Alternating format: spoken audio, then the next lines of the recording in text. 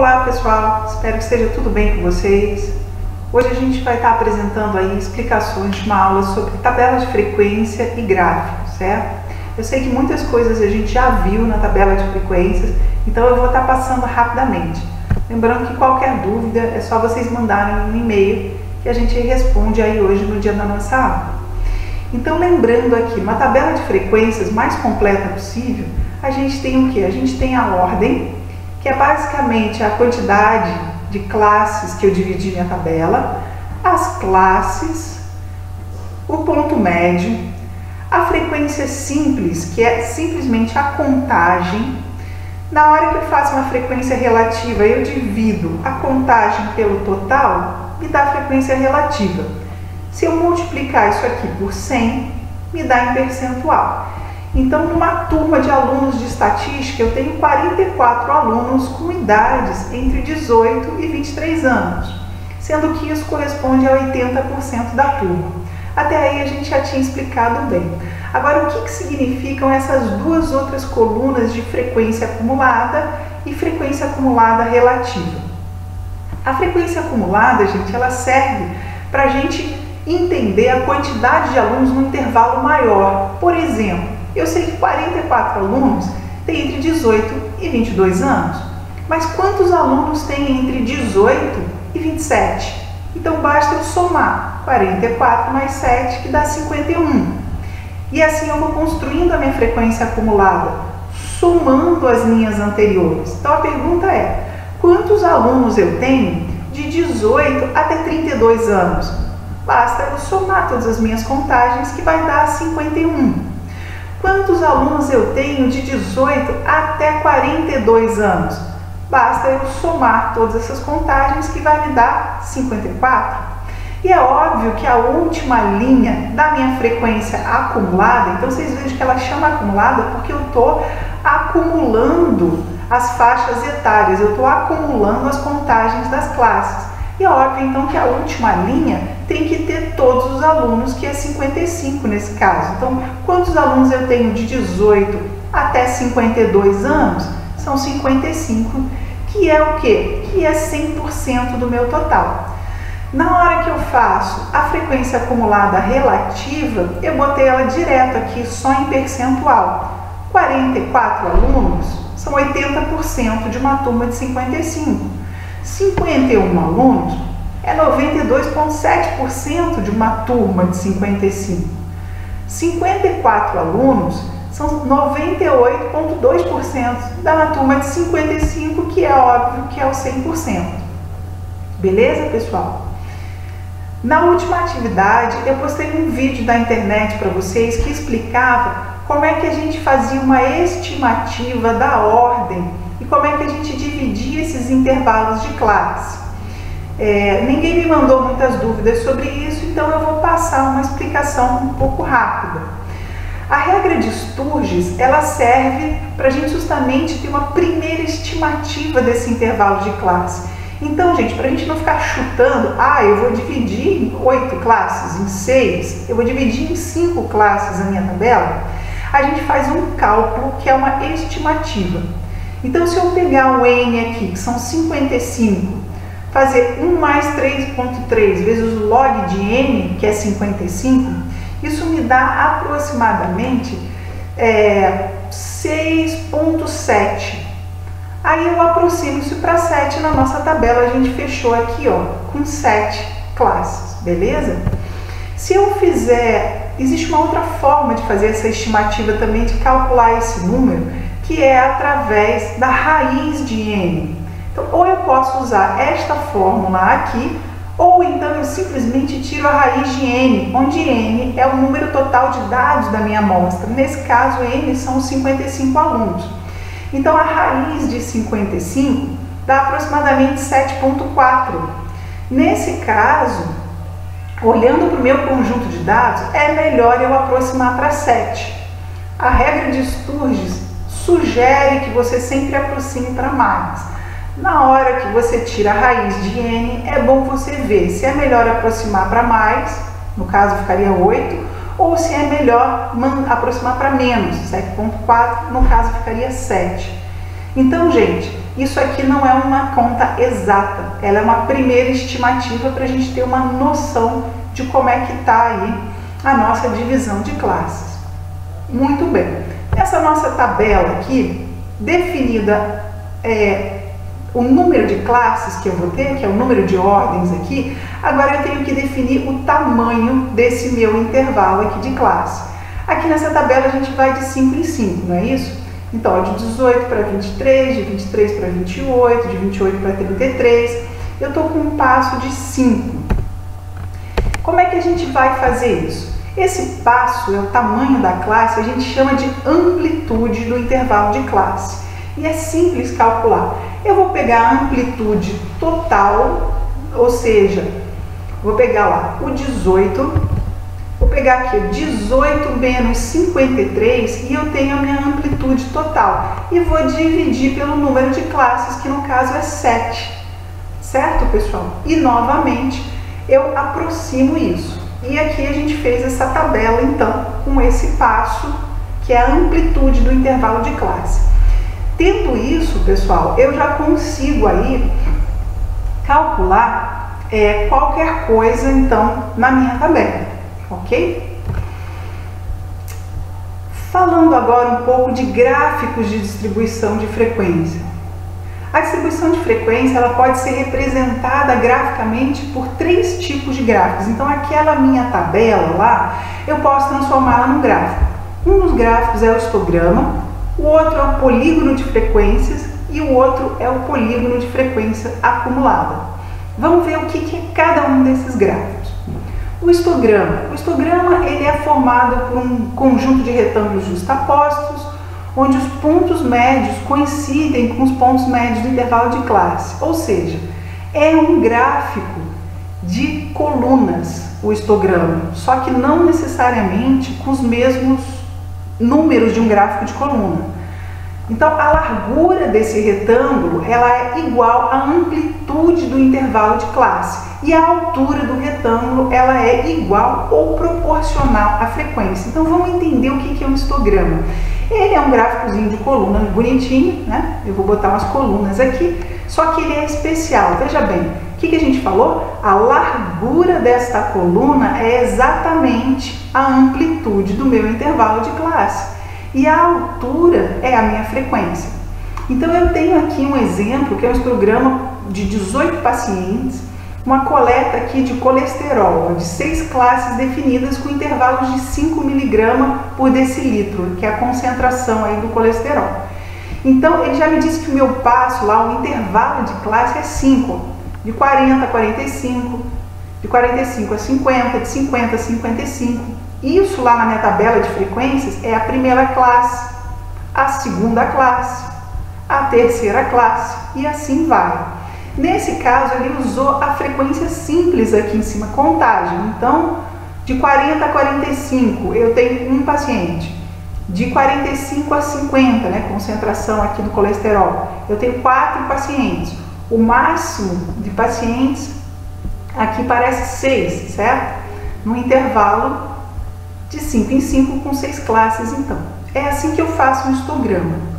Agora, o histograma, eu posso ter essa altura aqui também, ao invés de eu ter a contagem, que é a minha frequência simples, eu posso ter ela em percentual, que é a frequência relativa. Então, aqui a gente tem o mesmo histograma, tá vendo? É a concentração lá de colesterol. E agora, o ponto médio da classe, a frequência absoluta, que é a contagem, que é exatamente o histograma que a gente viu antes, e a frequência relativa. Então, de 40 a 45, eu tenho lá um paciente, só que esse um paciente equivale a quem? 5,6% dos 18 pacientes.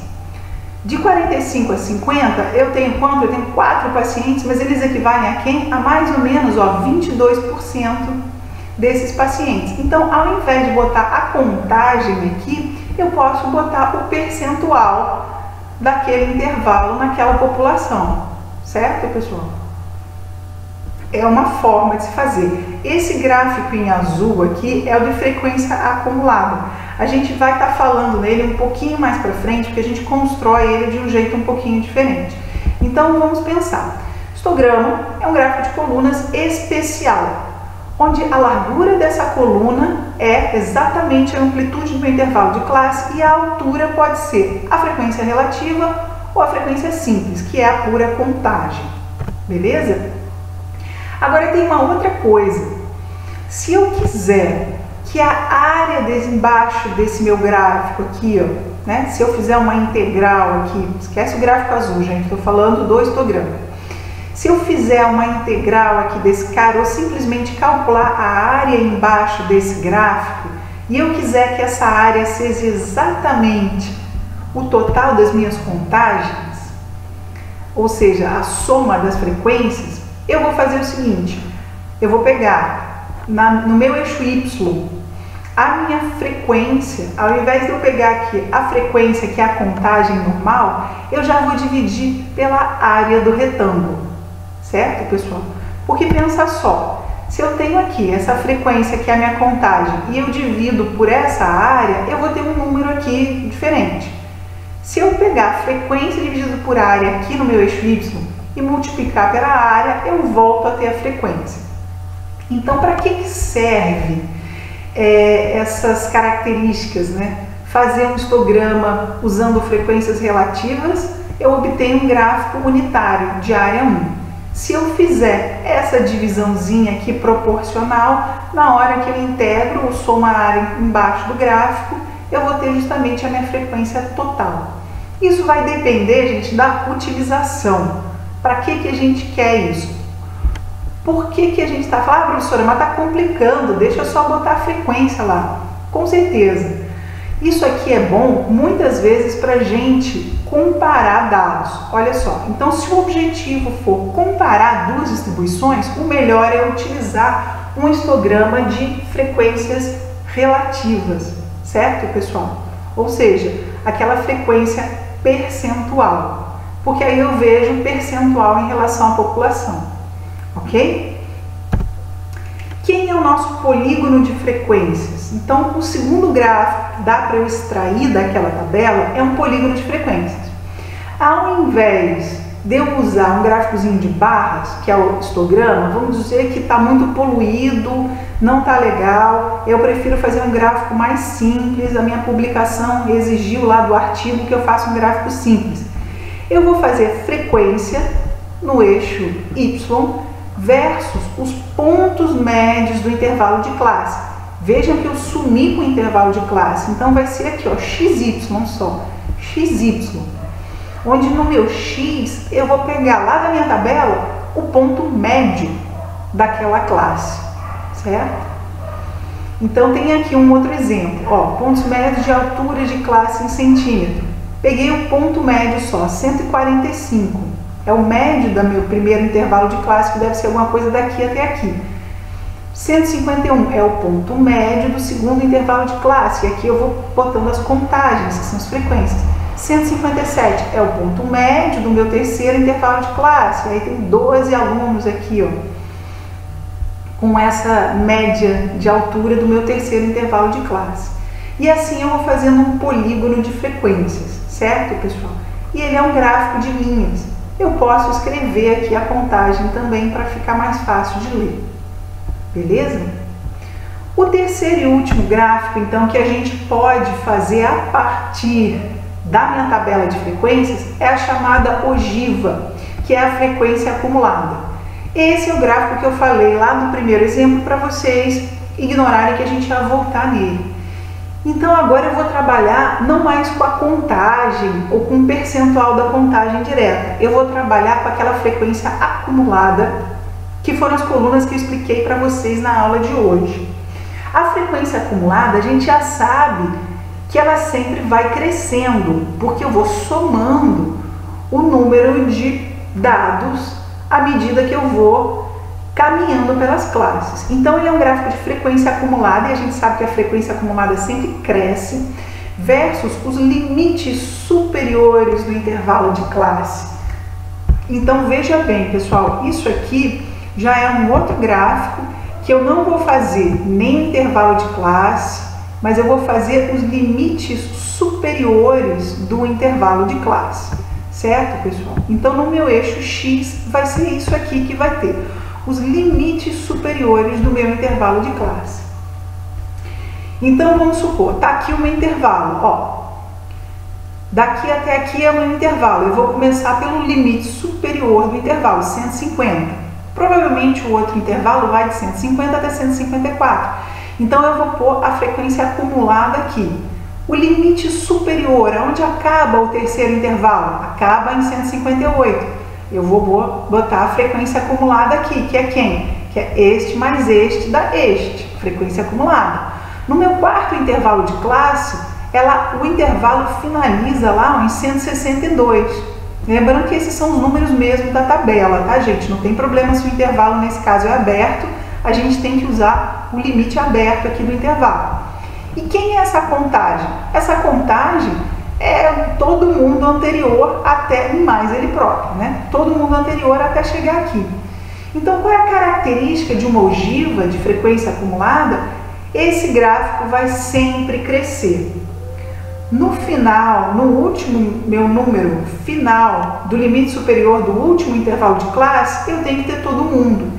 Então, basta olhar aqui para essa frequência acumulada, que eu sei que nessa população, veja que eu não tenho nenhuma informação, mas eu sei que essa população tem 40 indivíduos, são 40 dados, porque é o último ponto da minha ogiva.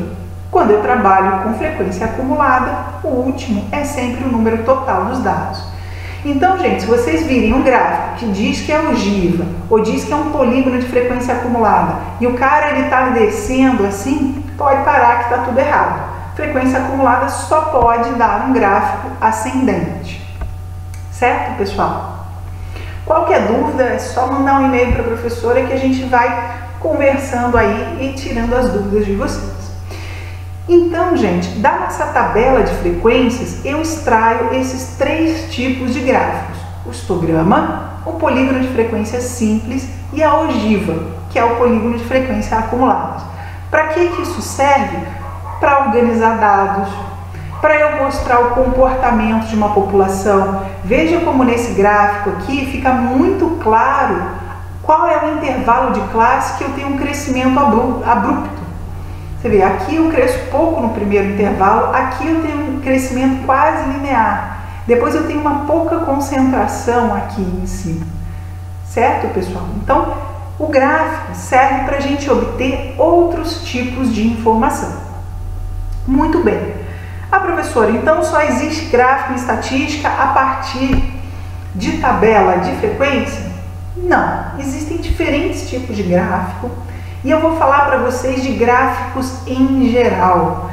Ao longo das nossas aulas, eu tenho mostrado que é bastante importante a gente escolher a tabela e o gráfico correto para eu dar uma melhor representação e ênfase naquilo que mais interessa da minha pesquisa para o meu leitor. Então, vamos ver. Fechando essa parte de gráficos de frequência, vamos ver agora quais são os outros tipos de gráficos que a gente pode usar. Então, a representação gráfica dos dados, ela tem por objetivo apresentar de forma rápida e concisa os resultados objetivos. O gráfico, ele é um grande resumão que ajuda a gente a tirar conclusões imediatas, certo? Existem maneiras diferentes de se representar graficamente os dados estatísticos de acordo com o tipo de série. Então, tem por exemplo, um gráfico muito bom para a gente usar com séries cronológicas. Lembram lá que tipo de série é a tabela? Que a gente tem série geométrica, série histórica, série cronológica. Existe um tipo de gráfico que é ótimo para a gente usar com dados quando estão crescendo pelo tempo. Mas vamos ver quais são os principais tipos de gráfico. Gráfico em colunas ou em barras. Ah, professor, isso aí é um histograma? Não. Isto não é um histograma, ele é um gráfico em colunas. Os dados eles são representados através de retângulos expostos verticalmente em colunas ou horizontalmente em barras. Normalmente aqui eu tenho outras coisas. Veja que não é frequência mais aqui e não é mais o meu intervalo de classe aqui, ou seja, não é histograma, gente. Aqui eu tenho, por exemplo, evolução das exportações brasileiras. Numa escala de $1.000 americanos, E aqui por ano. Eu posso usar um gráfico de colunas para fazer essa coisa anual? Posso, mas ele não necessariamente é o melhor gráfico para a gente fazer isso. A gente vai ver por que não, ok? E um gráfico de barras, uma observação do gráfico de colunas. Gráfico de coluna é bom a gente usar quando eu tenho aqui números e aqui também números, valores. Quando eu tenho variáveis qualitativas, que são nomes, é melhor usar um gráfico deitadinho.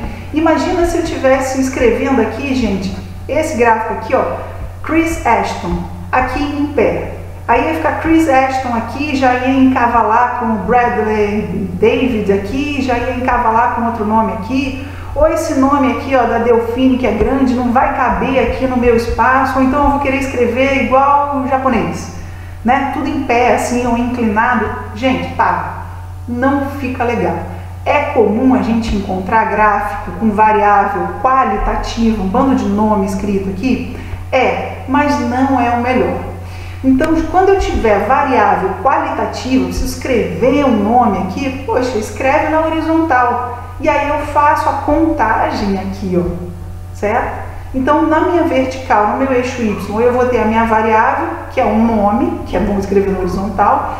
E no meu eixo X, agora sim, eu vou ter o valor aí dessa variável, que no caso são vendas, entre os 5 melhores vendedores lá de uma rede qualquer.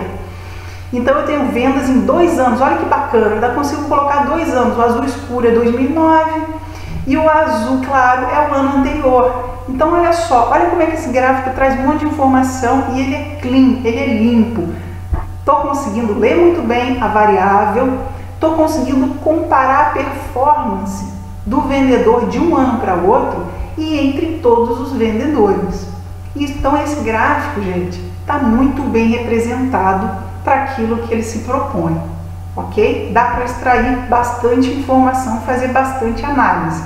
Performance individual de um ano para o outro e performance do grupo inteiro, certo?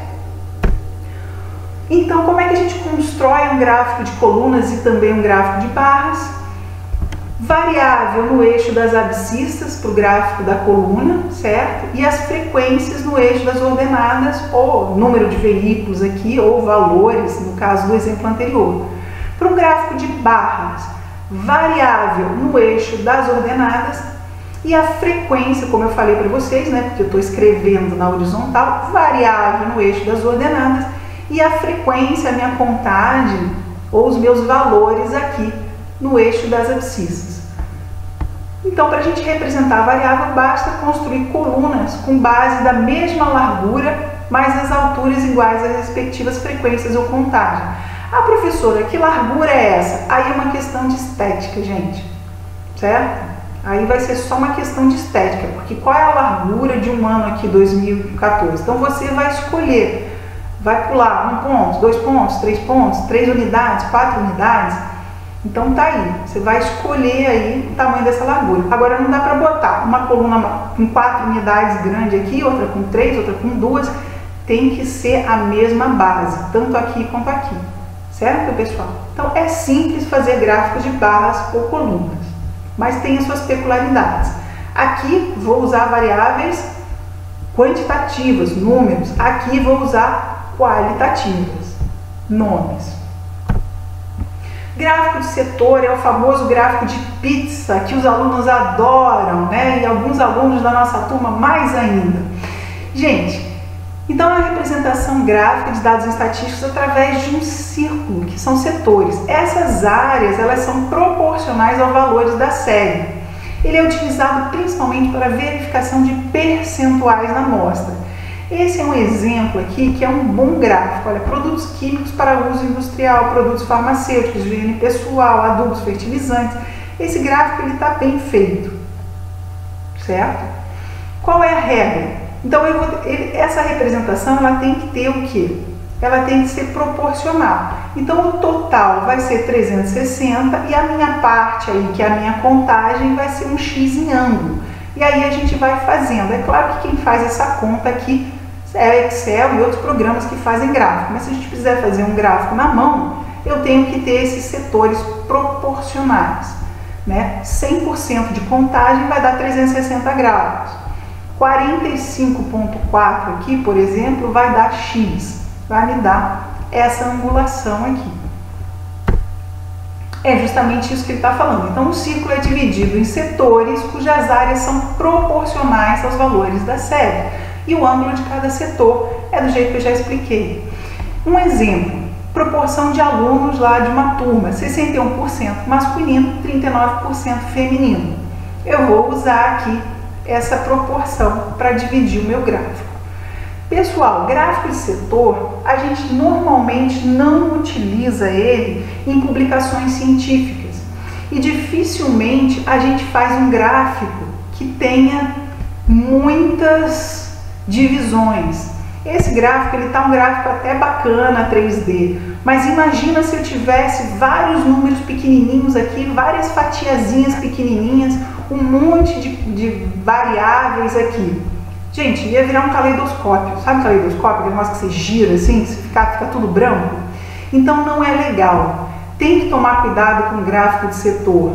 Não dá para botar muita variável no gráfico de setor e fazer aquela pizza toda fatiadinha pequena. Fica horrível para ler. Isso é péssimo. Também a gente não acha ideal fazer um gráfico de setor só com duas variáveis. Principalmente se ele for, por exemplo, 50-50%. Então, pessoal, não dá para a gente fazer um gráfico de setor. Por exemplo, eu tenho aqui, finge que isso está redondo, hein, gente? Dá um desconto aí, né? Eu tenho aqui, então, um gráfico de setor. Ele está dividido em 50 por 50%. Imaginem que isso é uma bola perfeita. Gente, o gráfico de setor, assim, 50%, 50%, ele fica horrível, né? É mais ou menos igual o meu desenho aqui. Então, não dá. Gráfico que é 50-50, você não vai botar isso no gráfico de setor. Quando é que a gente não usa também um gráfico de setor? Quando a gente está utilizando isso para publicações científicas. Por quê? Fica melhor uma tabela. Se eu fizesse isso aqui, ficaria melhor numa tabela apresentar esse tipo de dado. Por quê, pessoal? Porque isso aqui ocupa muito espaço e traz muito pouca informação. Então, normalmente revistas com artigos científicos não gostam muito de gráficos de setor, beleza? Porque eles ocupam muito espaço e traz muito pouca informação. O gráfico de linha, ele é excelente para a gente ver progressão no tempo. Então, aquela série temporal que eu falei lá no início da aula, esse é o cara para a gente usar, o meu gráfico de linhas. Ó, população em milhões de 1840 até 1960 nos Estados Unidos. Olha que gráfico clean, limpo, né? O que você está vendo é o que dá. Eu tenho aqui, ó, um crescimento que não deixa dúvida que esse gráfico está crescendo. Se eu tivesse um pico de população aqui e depois uma depressão na população, isso também ficaria claro. Então, gráficos de linhas são gráficos excelentes para que no meu eixo X eu tenha tempo, anos, semanas, meses, dias, uma evolução temporal de qualquer coisa. Esse gráfico é muito bom também, gente, se eu quiser colocar outros gráficos aqui. Então, se eu quiser ter população em milhões, né, no estado tal, em azul, depois população aqui em milhões, em um outro estado. Vamos fazer um exemplo aqui fictício. Vamos supor que o estado de Nova York seja esse cara aqui. De repente, depois da guerra, deu uma caída nessa população, depois ela subiu de novo. Olha que bacana, gente. Quando eu tenho um gráfico de linhas, estou comparando dois estados. Eu consigo até começar a intuir e prever algumas coisas. O que será que aconteceu nesse meu estado entre a década de 1920 até 1950? Que teve um decréscimo da população. Será que essa população, esse estado mandou mais soldado para a guerra? E aí a gente teve esse declínio, muita morte, depois ninguém se casava, não queria mais ter filho, e depois a população voltou a crescer? Então, gente, um gráfico de linha bem feito, ele pode até mesmo fazer com que a gente já comece a levantar hipóteses sobre o comportamento da população. Estado azul dos Estados Unidos, estado vermelho dos Estados Unidos, uma região azul, outra região em vermelho. Dois comportamentos regionais do mesmo país completamente diferentes. Isso bate na mão de uma pessoa, rapidamente a pessoa pergunta: o que aconteceu aqui que não aconteceu no outro estado? Então, gente, isso é um bom exemplo de um gráfico bem utilizado. Para a gente fechar então a nossa aula de gráficos, também não ficar muito extensa, diagrama de dispersão é um outro tipo de gráfico que ele é utilizado para verificar possíveis relações entre variáveis quantitativas. Então eu vou usar variável quant e variável quant nos dois eixos. Esse gráfico, gente, ele é ótimo para a gente ver se existe uma relação de causa e efeito entre as duas variáveis. Por exemplo, aqui eu tenho vendas e aqui eu tenho investimento. Uma empresa, o quanto que a empresa investe sei lá, em reais aqui, e o quanto ela aumenta a arrecadação dela em vendas. Esse gráfico mostra pra gente que existe um crescimento que eu posso aproximar quase linear. Quanto mais eu invisto, mais aquilo retorna em aumento de vendas para mim. Então, olha só, isso prova que uma variável afeta a outra. Quantidade de dinheiro investido afeta a quantidade de dinheiro arrecadado com as vendas. Mas eu não consigo determinar se existe uma relação e qual é a intensidade dessa relação. Lembrando que essa reta aqui, ela provavelmente foi um ajuste, uma regressão linear. O gráfico de dispersão mesmo são os dados que eu coloco aqui. Certo, pessoal? Então, variáveis quantitativas, e se eu quero saber se existe uma relação de causa e efeito entre elas, eu vou usar um diagrama de dispersão. Um outro exemplo aqui, isso aqui são, olha só, são dois índices. Então aqui a gente tem o Legato Prosperity Index, que é um índice de business. E aqui a gente tem um overall score de um outro índice de livre economia. Então o cara ele está comparando os dois índices. E aqui é o trend, que é a tendência. Essa tendência é a gente que desenha, a gente tenta fitar uma função aqui. Mas o gráfico de dispersão mesmo são essas bolinhas. Então, para cada índice aqui, ó, de economia livre, eu vou ter ele afetando o outro índice que é de prosperidade. Certo, pessoal? Então, isso é um outro exemplo que eu consigo ver correlação. Qual é a correlação entre esses dois índices econômicos aqui? O quanto que um afeta o outro. Ok, pessoal? E para a gente terminar, então, a nossa aula de hoje, vamos fazer um resumo aqui. Representações gráficas. Gráfico de barras, a gente usa com o quê? Variável qualitativa nominal, com muitas categorias, ou variável qualitativa ordinal, ou seja, quando eu tenho variáveis qualitativas, que eu vou escrever aqui. Gráfico de colunas, uma variável quantitativa que ela é discreta.